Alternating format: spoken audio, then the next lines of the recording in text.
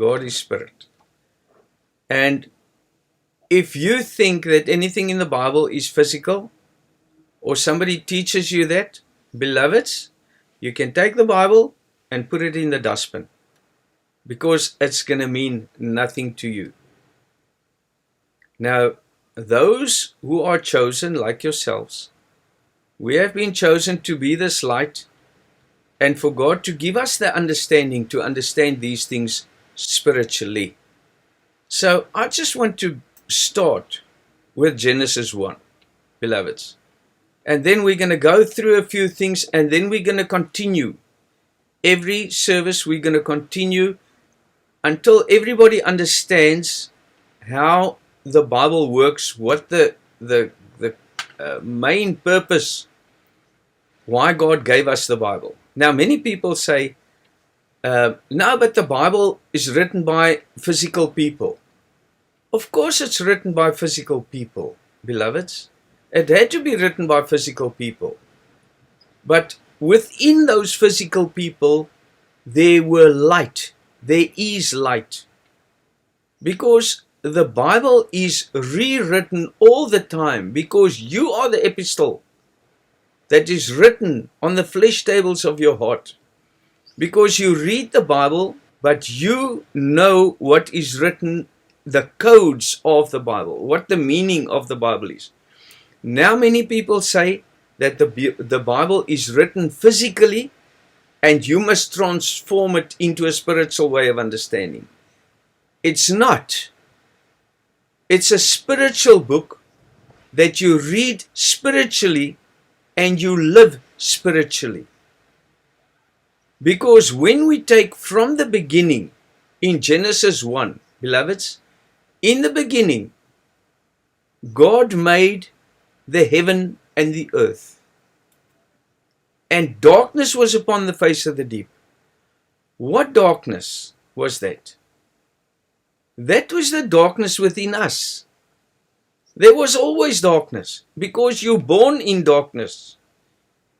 Now, if we don't understand that evolution happened, that the human being is the most advanced animal on the planet, you won't, or you'll find it very difficult to understand the Bible. Because if you believe that Adam was the first person that God made on the planet, you lost.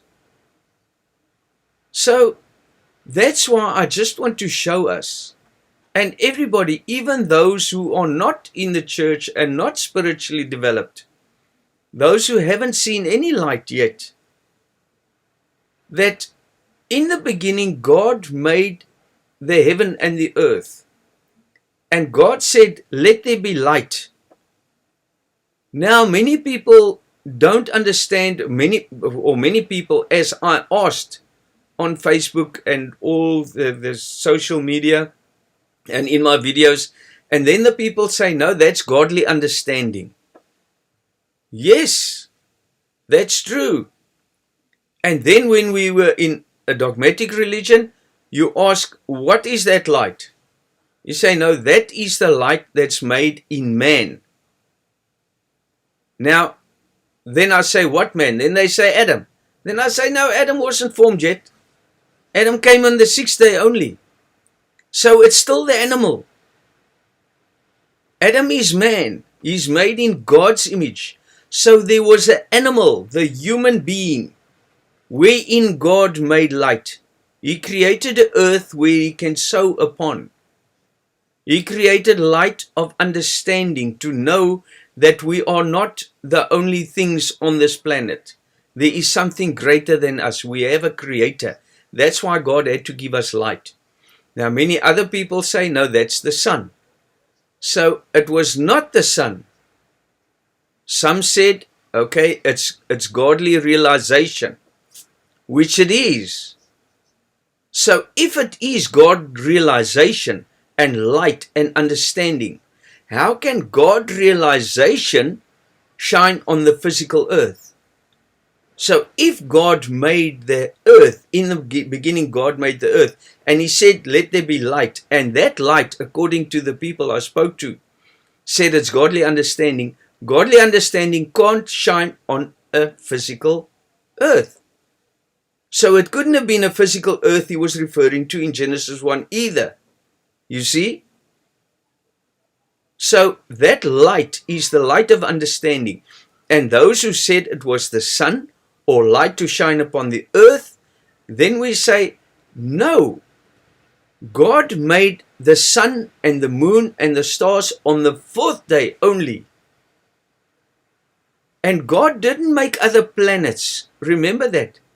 God made the earth, and a sun is not a planet. A sun gives its own light. It is a star. Sorry, beloveds.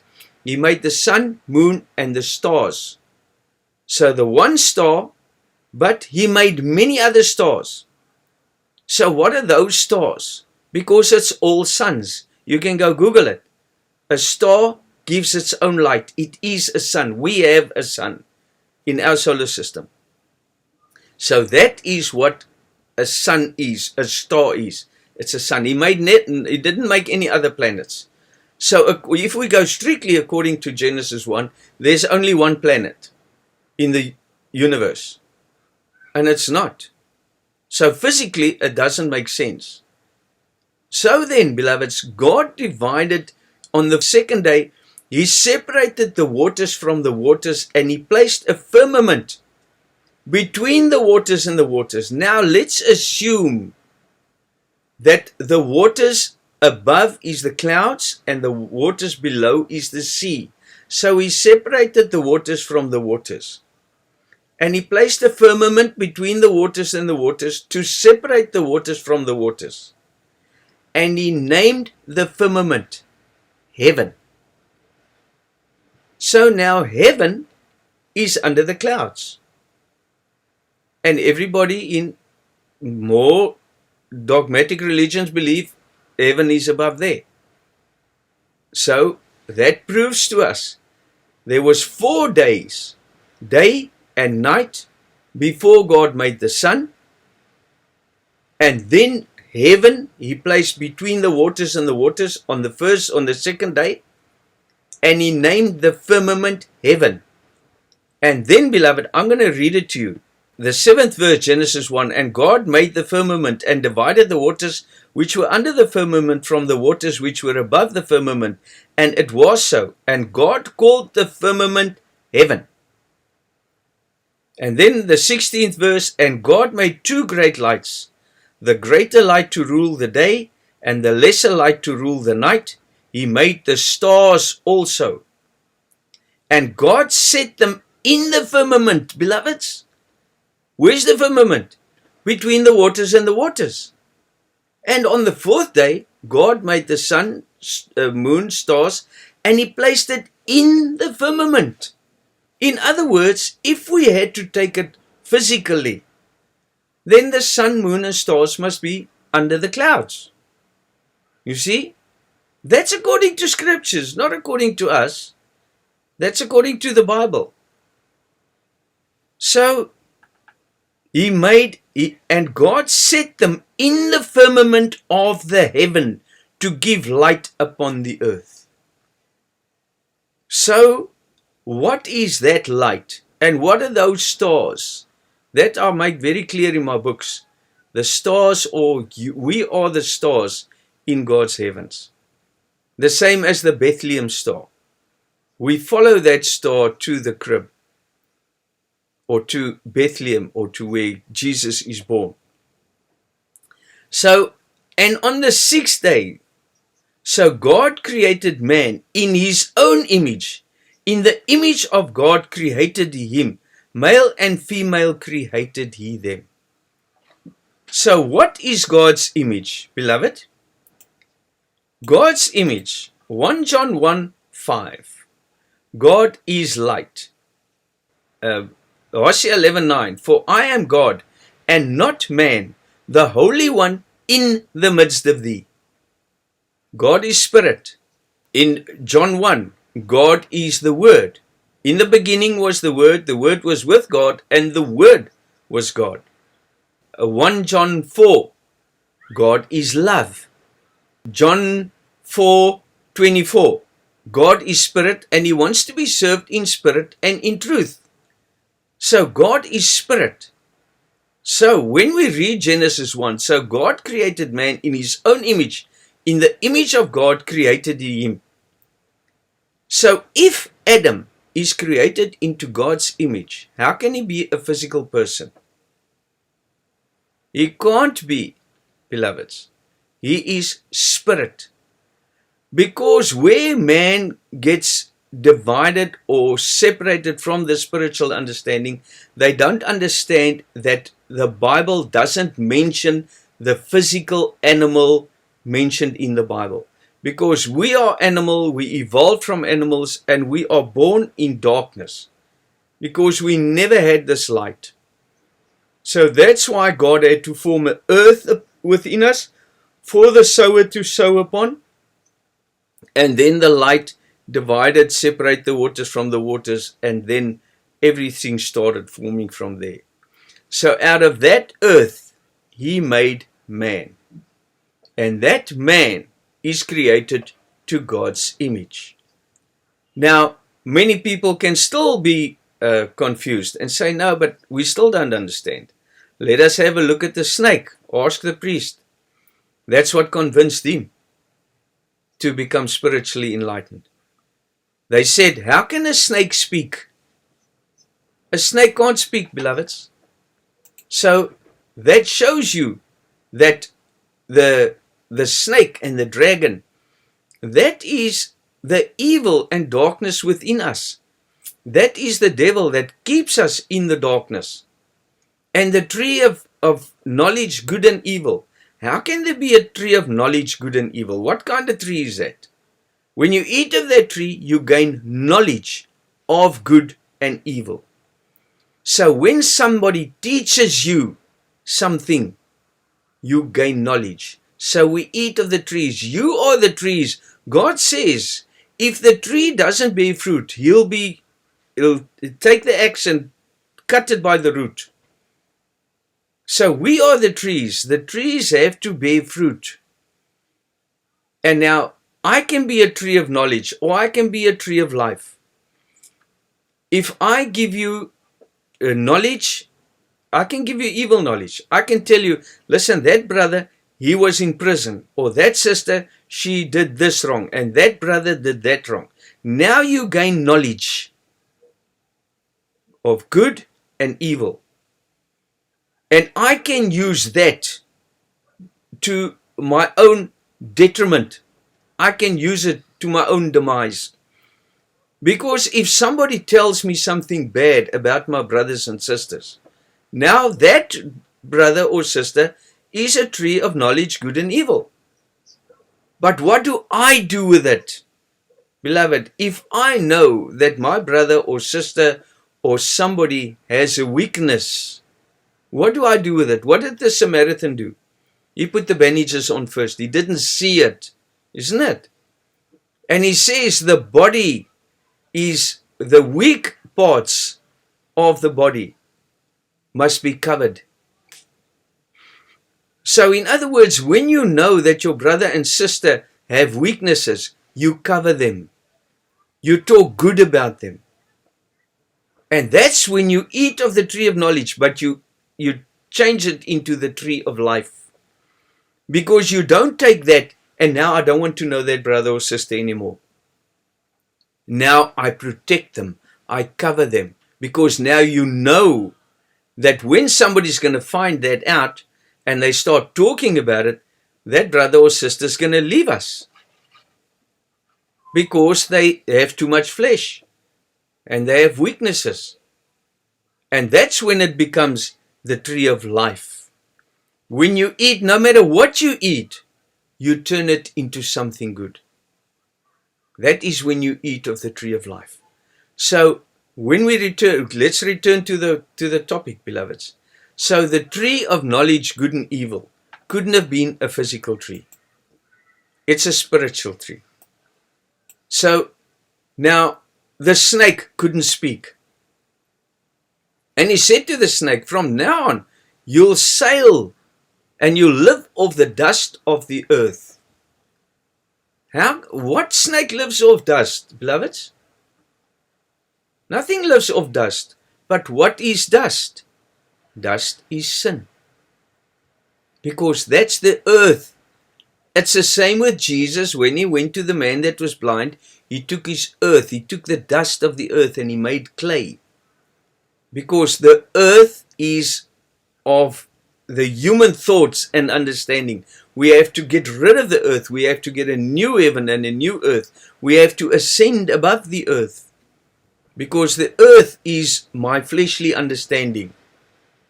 So that's why we have to get away from that. We have to ascend into heavenly thoughts and heavenly understanding.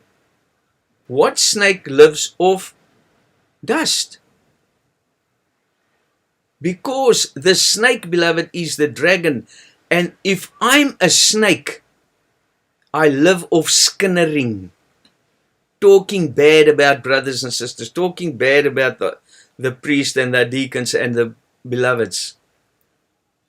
Then I live. That snake will live off that. That's why when you have that snake, beloveds, or if you have it, get rid of it.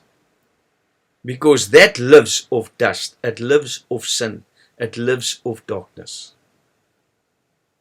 So remember that. When the snake lives off the dust, I must see that I'm not that snake. Because now every time I see my brothers and my sisters or people, I start talking bad about others. That's living off dust. So always see to it that you have Christ within you. That is the living bread. And then you live off bread. So if we say that Adam is now spiritual, then God took his rib and he made him a wife. He says because of all the animals, he couldn't find the right partner for Adam. And then he put him in a deep sleep and he took his rib and he made a wife. In other words, beloved, my rib is my understanding. The rib protects my heart and my lungs. And the same in spirit. My rib, my understanding, protects my spiritual insight. Because I breathe with my lungs. He breathed into the nostrils of Adam to give him life into his lungs. And my heart of understanding. So my spiritual insight protects my heart and my lungs. Nobody will convince me to go to another way of understanding, to a fleshly way of understanding. That's what Paul warns us about in Galatians 1. I marvel that you are so soon removed to another gospel. And that's what happened in the church, isn't it? From a spiritual way of understanding, now it's a physical way of understanding. So, now, that rib, when I teach somebody, I will create them with my rib, my way of understanding. I will give you my way of understanding, and you will think like me. Everybody I testify becomes my wife, because I am the head or the overplaced, and they become my wife because I create them into my image. The same as Mary and Joseph. Joseph, the angel went to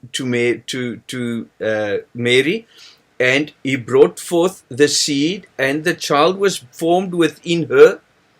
And then when the child was born, she married Joseph. She was taken up into the church, and then she married Joseph, because the priest is Joseph. The deacon is the angel that goes out on testimony with the brothers to find that Mary mind to bring Christ forth within them. So that is why you will always create your deacons according to the priest's rib, with the priest's rib. His way of understanding. You can only create an engineer, beloveds, create another engineer into his image. An engineer can't create a physician. A physician will make a physician. So those who are spiritual will create others who are spiritual. And that is how Eve was formed. So now, beloved, those were just people that were testified. Those with a spiritual understanding. So now then Adam and Eve bore a child, Cain and Abel. How can that now be physical people? From a spirit insight and a spirit that was formed within me, God's image within me, how can a physical child now be born? The same as the angel that went to Mary, the angel Gabriel, and said, you will bear a child and you must call him Jesus. What is Jesus? The path which leads to God. Emmanuel, God with us. So if he was a spiritual being, how can Cain and Abel be physical? How can Abraham, Isaac and Jacob be physical? How can anybody after that be physical beings in the Bible?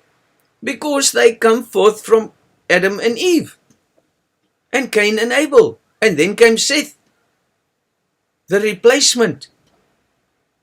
So it's impossible for anything in the Bible to be physical. So beloved, I just want you to see something. I want to read something to you. I want to read something to you from 1 Corinthians 15. Since by man came death, by man came also the resurrection of the dead. For as in Adam all die, even so in Christ shall all be made alive.